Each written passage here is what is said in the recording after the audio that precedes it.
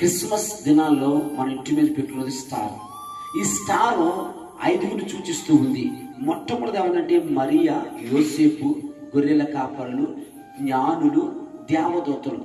ఈ ఐదుగురిలో ఉన్న ఈ గుణ లక్షణాలు మనలో కూడా ఉంటే కనుక మన ఇంటి మీద పెట్టిన స్టార్ ఏ రీతిగా అయితే వెలిగించబడి అందరికీ కనబడుతుందో మనము కూడా ఆ రీతిగా వెలిగించబడి అందరికీ మనము ఒక వెలుగు రూపంలో ముందుకు సాగుతాం.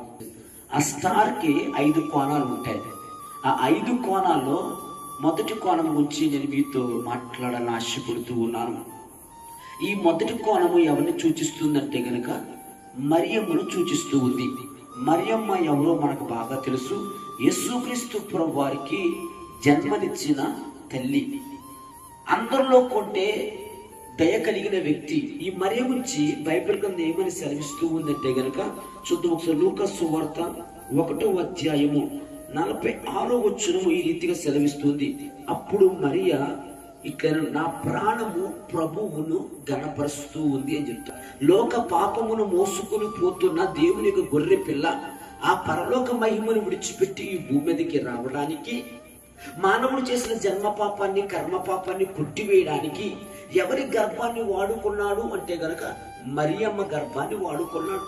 ఈ మరియమ్మ గురించి బైబిల్ ఏమని సెలవిస్తుందంటే గనుక దయాప్రాప్తురాల నీకు శుభము అని చెప్తూ ఉంది. అంటే దేవుని యొక్క దయ పొందిన వ్యక్తి. మనం ఇంటి మీద పెట్టిన స్టార్ లో మొట్టమొదటి కోణము ఏమిటంటే గనక మరియను సూచిస్తూ ఉంది. ఆ మరియం చెప్తేనే నా ప్రాణము ప్రభువుని గణపరుస్తూ ఉంది అని చెప్తూ ఉంది. మన ఇంటి మీద స్టార్ పెడతాము కానీ ఆ స్టార్ కున్న విలువ అన్నది కొన్ని సందర్భాల్లో మర్చిపోతూ ఉంటాం. ఈరోజు ఈ వాక్యము ద్వారా నువ్వు పెట్టిన స్టార్ లో మొట్టమొదటి కోణం ఏమిటంటే మరియను సూచిస్తూ ఉంది. ఆ మరియను సూచిస్తున్న ఆ కోణము ఏమని చెప్తుందంటే కనుక మరియ ఏ రీతికైతే ప్రభువును గణపరిచిందో, ఏ రీతికైతే ప్రభువును ఆరాధించిందో, ఏ రీతికైతే ప్రభువు కొరకు జీవించిందో మనము ప్రభువు కొరకు జీవించడానికి ఇష్టపడాలి.